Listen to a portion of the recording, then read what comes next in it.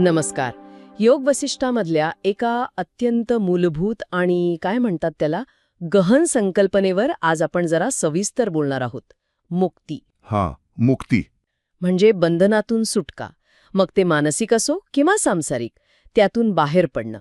पण ही काही केवळ अशी हवेतली गोष्ट नाहीये. नाही, ती तात्विक कल्पना नक्कीच नाही. योग वसिष्ठ सांगतं की ज्ञान, योग्य प्रकारचे प्रयत्न आणि अनासक्ती यांच्या एकत्रित साधनेतून ही अवस्था गाठता येते. अगदी बरोबर. आणि ही फक्त गाठण्याची गोष्ट नाहीये, तर ती एक समजून घेण्याची प्रक्रिया आहे. म्हणजे मुक्ती म्हणजे कुठेतरी पोहोचणं असं नाहीये, ते स्वतःला ओळखणं आहे. आणि या मार्गावर चालायला योग वसिष्ठ खूप सुंदर मार्गदर्शन करतं आपल्याला. आज आपण विशेषतः योग वसिष्ठ पुस्तक 4 म्हणजे स्थिती प्रकरण जे आहे त्यातले अध्याय 61 आणि 62 यांवर लक्ष केंद्रित करतो आहोत. माझ्या वाचनानुसार तरी या अध्यायांमध्ये मुक्तीसाठी काय काय आवश्यक आहे याची बरीच स्पष्ट दिशा दिली आहे. हो, दिलीये. तर आजच्या आपल्या या चर्चेचा उद्देश हाच आहे की या अध्यायांमधून ज्ञान, प्रयत्न आणि अनासक्ती हे जे 3 स्तंभ आहेत त्यांचं मुक्तीसाठी काय महत्त्व आहे ते समजून घेणं. बरोबर. यातली रूपकं आणि शिकवण खरंच विचार करायला लावणारी आहेत. चला यात जरा खोलवर शिरूया. नक्कीच. आणि हे अध्याय बघा, केवळ मार्गदर्शक नाहीत. ते आपल्याला अस्तित्वाचं खरं स्वरूप काय आहे, आपलं मन कसं काम करतं आणि महत्त्वाचं म्हणजे आपल्या प्रयत्नांची ताकद किती आहे किंवा मर्यादा काय आहेत यावर पण विचार करायला लावतात. अच्छा. यात वापरलेली रूपकं आहेत ना, ती केवळ भाषेचे अलंकार नाहीत. ती आपल्याला अनुभवाच्या पातळीवर काहीतरी सांगू पाहतात.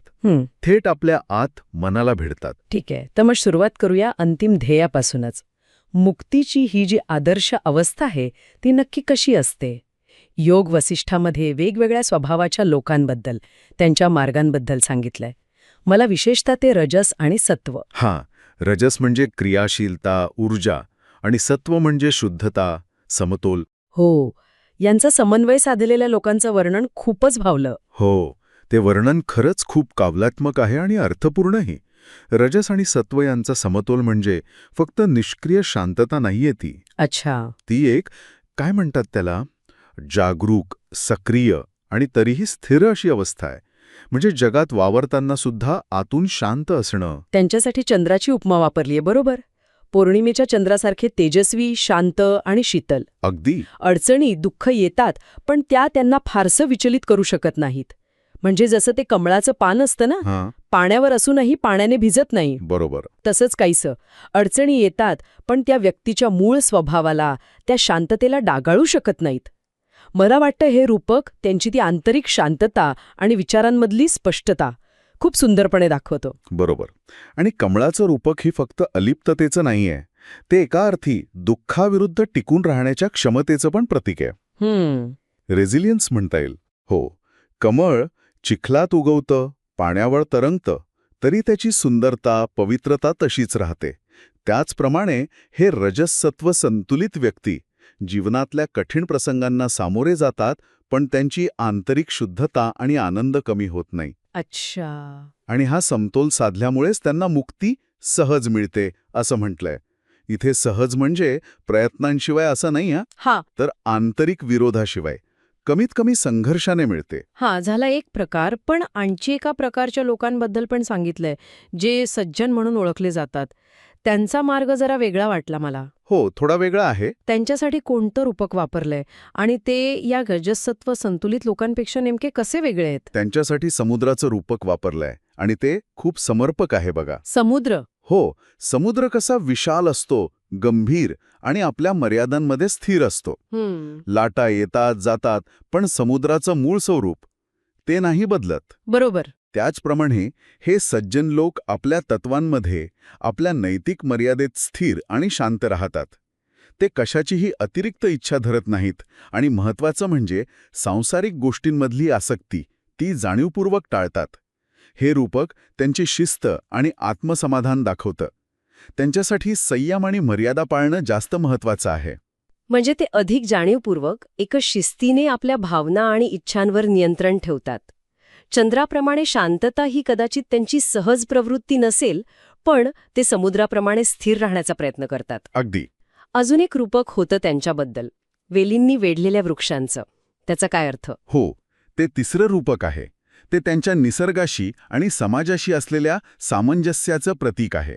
अच्छा, हार्मनी. हो, जसे मोठे वृक्ष वेलींनाही आधार देतात आणि जंगलाचा एक अविभाज्य भाग बनून राहतात, तसेच हे सज्जन लोक समाजात राहून इतरांशी सुसंवाद साधून आपलं जीवन जगतात. ते एकटे अलिप्त राहत नाहीत, पण तरीही त्यांची आंतरिक स्थिरता टिकवून ठेवतात. या तिन्ही रूपकांमध्ये चंद्र, समुद्र आणि वृक्ष एक समान धागा आहे. आणि तो कोणता? तो म्हणजे अनासक्ती. फरक फक्त ती कशी साधली जाते यात आहे. आणि ही अनासक्ती म्हणजे नेमकं काय? कारण अनेकदा याचा अर्थ घेतला जातो की इच्छा मारून टाकायच्या. पण योग वशिष्ठ तसं म्हणत नाहीये, बरोबर? अगदी बरोबर. इथेच खरी मेख आहे. बघा, योग वशिष्ठानुसार अनासक्ती म्हणजे इच्छा दाबणं नव्हे, ती एक अशी नैसर्गिक स्थिती आहे जिथे इच्छा निर्माणच होत नाहीत. अच्छा, का होत नाहीत? कारण वस्तूंचं खरं स्वरूप आणि त्यांची क्षणभंगुरता लक्षात आलेली असते. समुद्राला जशी प्रत्येक नदी येऊन मिळते तरी तो शांतच राहतो, त्याला कशाची गरज नसते, तशी ही अवस्था आहे. दुःखातून खरी सुटका तेव्हाच मिळते जेव्हा आपण इच्छांच्या ओझ्याखाली दबून जात नाही. ही मुक्तीची एक अत्यंत महत्वाची पायरी आहे. हे खरंच खूप रंजक आहे. म्हणजे इच्छा मारण्याऐवजी इच्छांच्या पलीकडे जाणं. पण ही अवस्था गाठायची असेल तर आपल्याला जगात जे दिसतंय त्याचं खरं स्वरूप काय आहे हे आधी समजून घ्यावं लागेल ना. बरोबर.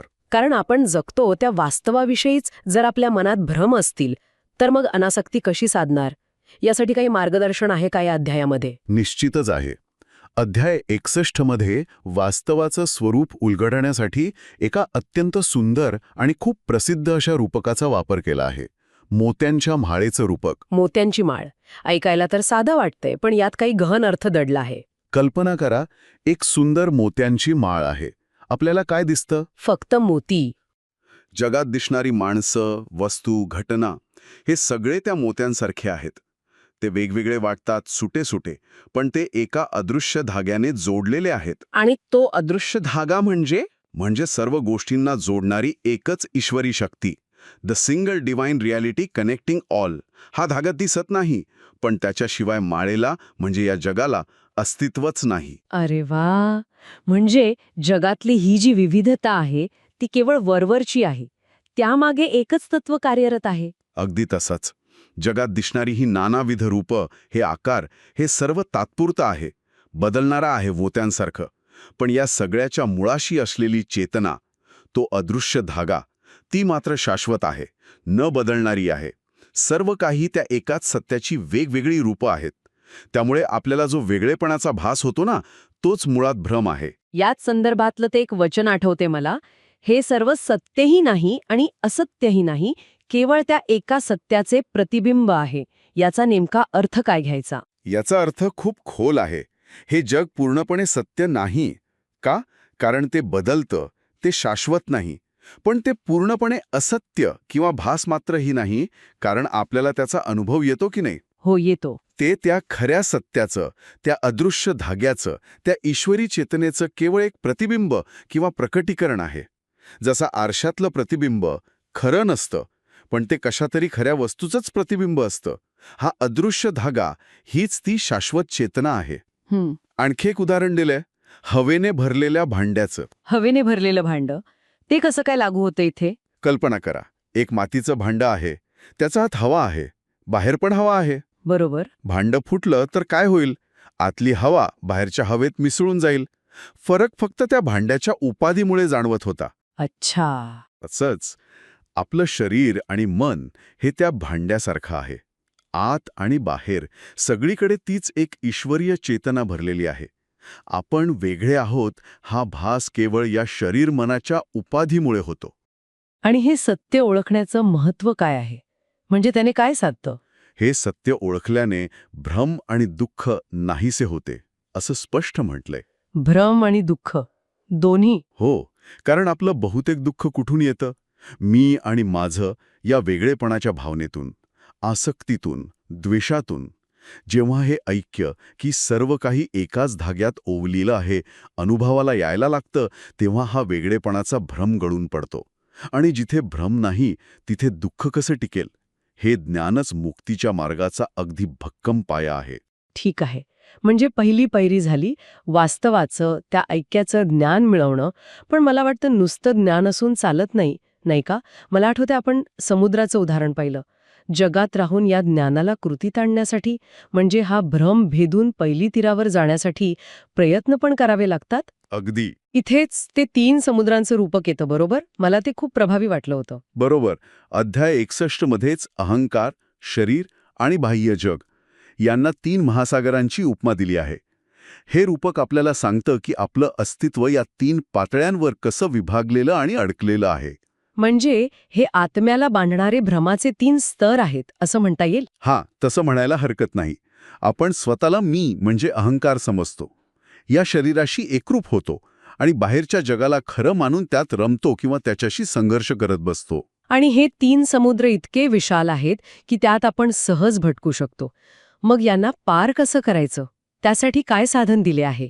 त्यासाठी एकच उपाय सांगितलाय, ज्ञानाची तार, राफ्ट ऑफ विस्डम. ज्ञानाची तार? हो, केवळ योग्य विचारांची शक्तीच आपल्याला या 3 समुद्रांच्या पलीकडे घेऊन जाऊ शकते.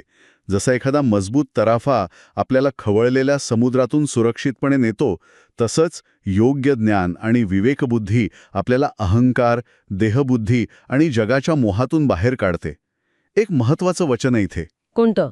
केवळ योग्य विचारच अहंकार, शरीर आणि जगाच्या समुद्रातून तारून नेतो. पण ही ज्ञानाची तार म्हणजे नक्की काय? त्यात काय काय येतं? तर त्यात मुख्यत्वे 2 गोष्टी येतात. एक म्हणजे विवेक, सत्य काय आणि असत्य काय, नित्य काय आणि अनित्य काय हे ओळखण्याची क्षमता. आणि दुसरं म्हणजे शास्त्र, म्हणजे ज्ञानी पुरुषांनी सांगितलेले अनुभव आणि मार्गदर्शन. अच्छा. या दोन्हींच्या आधारावर केलेला विचारच आपल्याला योग्य दिशा दाखवतो. आणि हेच आपल्याला प्रयत्नांच्या महत्वाकडे घेऊन जातं. केवळ ज्ञान असून भागत नाही, त्या ज्ञानाला कृतीत आणण्यासाठी प्रयत्न आवश्यक आहेत. प्रयत्न?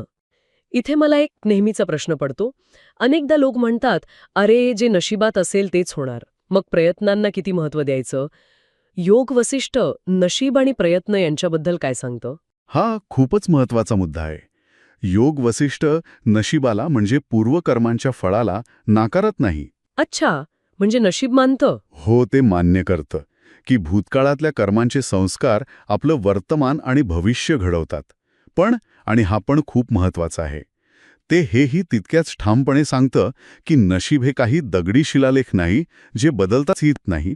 काय सांगताय? हो, जोरदार प्रयत्न जर ते योग्य दिशेने आणि ज्ञानाच्या आधारावर केले तर ते नशिबाच्या प्रवाहाची दिशा बदलू शकतात.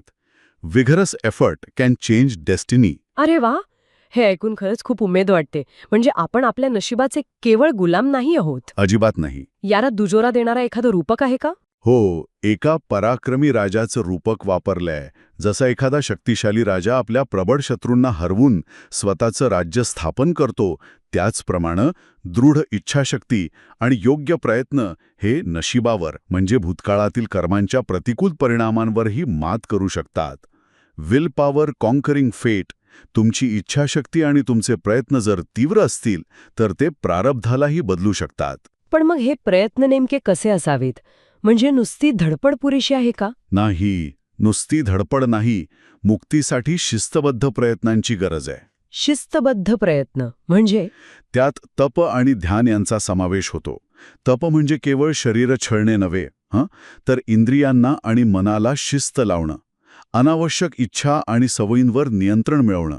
आणि ध्यान म्हणजे चित्ताला एकाग्र करून विचारांच्या पलीकडे जाऊन आपल्या खऱ्या स्वरूपाचं, त्या शाश्वत सत्याचं मनन करणं. आणि अनासक्ती या तिन्ही गोष्टी कशा एकदम एकमेकांशी जोडलेल्या आहेत हे आता अगदी स्पष्ट होतंय.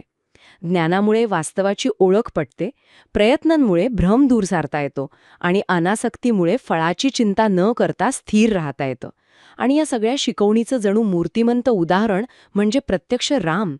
अध्याय 62 मध्ये वसिष्ठ रामाला एक आदर्श साधक म्हणून समोर ठेवतात, नाही का? अगदी. ते रामाच्या अवस्थेचं, त्याच्या ज्ञानाचं खूप सुंदर वर्णन करतात. वसिष्ठ रामाच्या ज्ञानाची आणि त्याच्यामुळे प्राप्त झालेल्या मानसिक स्थितीची खूप प्रशंसा करतात. म्हणजे रामाने हे सर्व ज्ञान केवळ ऐकलं नाहीये, तर ते आत्मसात केलं आहे. हे ते सांगतात. रामाच्या त्या स्थितीचं वर्णन करताना एक खास रूपक वापरलं आहे, शरद ऋतूतील निर्भर आकाशाचं. हे रूपक काय सांगतं? शरद ऋतूतील आकाश कसं असतं आठवून बघा. एकदम स्वच्छ, निर्भ्र, निळं शार. बरोबर. दूरपर्यंत स्पष्ट दिसणारं. त्यात पावसाळ्यासारखे काळे ढग नसतात, धुकं नसतं. वसिष्ठ म्हणतात, रामाची बुद्धी आणि मन अगदी तसंच आहे शरद ऋतूतील निर्भ्र आकाशासारखं. म्हणजे ते अज्ञानाच्या आणि संशयाच्या ढगांपासून पूर्णपणे मुक्त आहे. अच्छा. तेथे विचारांचा गोंधळ नाही, भावनांचा कल्लोळ नाही. ते सत्याच्या प्रकाशाने उजळून निघालं आहे. Radiant with truth. हे ढगाळ आकाशापेक्षा कसं वेगळं आहे? म्हणजे आपलं सामान्य माणसाचं मन अनेकदा ढगाळल्यासारखं असतं, नाही का? बरोबर. ढगाळ आकाश म्हणजे काय? जिथे सूर्यप्रकाश स्पष्ट दिसत नाही, जिथे दृश्यमानता कमी होते. त्याचप्रमाणे अज्ञान, चिंता, वासना, राग हे आपल्या मनावर जमलेल्या ढगांसारखे आहेत. ते आपल्या बुद्धीला आणि आत्म्याचा खरं स्वरूपाला झाकून टाकतात. त्यामुळे आपल्याला सत्य स्पष्ट दिसत नाही, मनात गोंधळ आणि अशांती असते. Mind full of turmoil. याउलट रामाचं मन निरभ्र आहे, म्हणजे तिथे हे अडथळेच नाहीयेत. त्याची प्रज्ञा स्वच्छ आहे. त्यामुळे त्याला सत्य जसं आहे तसं दिसतं. आणि याचबरोबर रामाच्या ज्ञानासाठी आणखी एक रूपक वापरलं आहे, तरंगणाऱ्या तारेचं, फ्लोटिंग राफ्ट. याचा काय अर्थ आहे? हे परत एकदा त्या ज्ञानाच्या ताऱ्याच्या रूपकाशी जोडलेलं आहे बघा. जसा ताराफा आपल्याला नदी किंवा समुद्राच्या लाटांवरून सुरक्षितपणे पेलतीरी नेतो, त्याचप्रमाणे रामाचं ज्ञान, त्याची विवेकबुद्धी, त्याला या संसार सागरातील दुःखांवर मात करायला मदत करते. ओव्हरकम्स वर्ल्डली सफरिंग. म्हणजे तो दुःखाने खचून जात नाही. अजिबात नाही, कारण त्याच्याकडे ज्ञानाचा भक्कम आधार आहे. तो या जगात राहतो, पण त्यात बुडून जात नाही. या सगळ्या वर्णनाचा आणि रूपकांचा अंतिम निष्कर्ष काय काढायचा?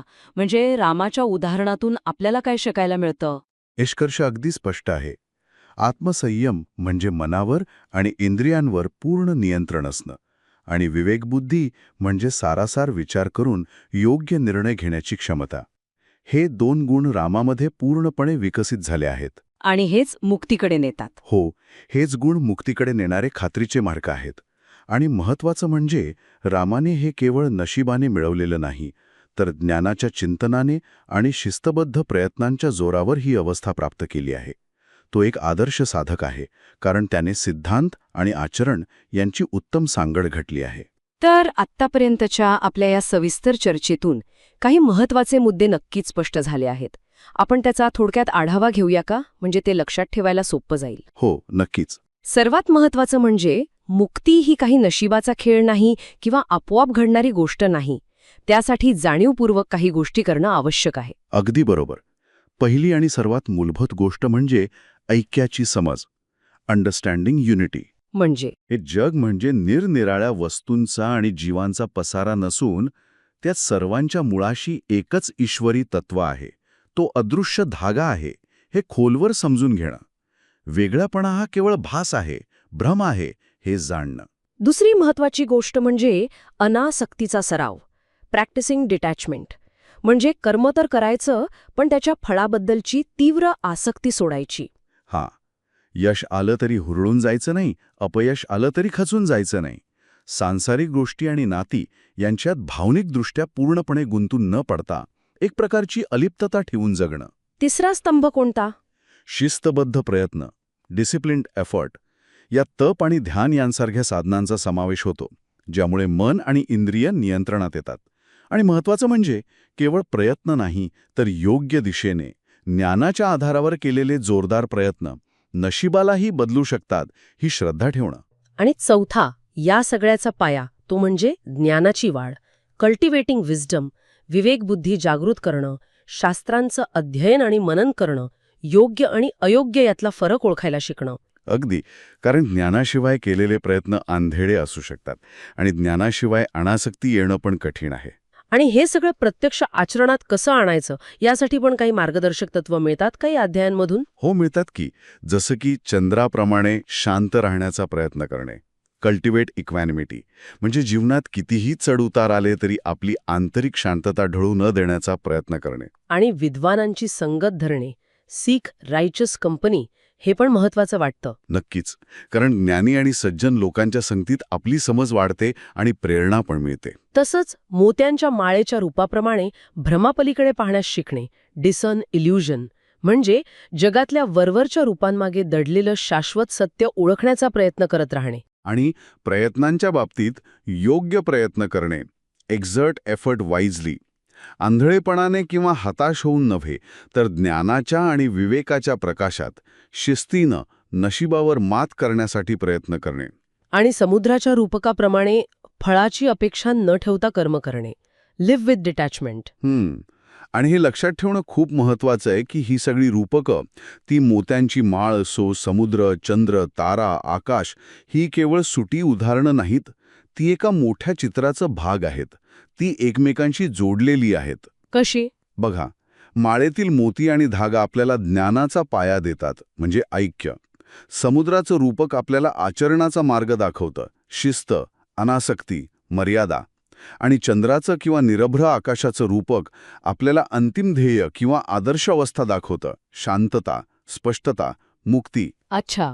आणि या सगळ्यात नशीब जरी आपलं प्रारब्ध ठरवत असलं तरी ज्ञानावर आधारलेले योग्य प्रयत्नच आपलं भविष्य घडवतात. ऐक्य, अनासक्ती, प्रयत्न आणि ज्ञान आपल्याला एक खूप वेगळा दृष्टिकोन देतात असं मला वाटतं. अगदी. स्वतःला ओळखण्यासाठी आणि आपल्या मर्यादा ओलांडून अधिक शांत, समाधानी जीवन जगण्यासाठी हे नक्कीच मार्गदर्शक ठरू शकतं. नक्कीच.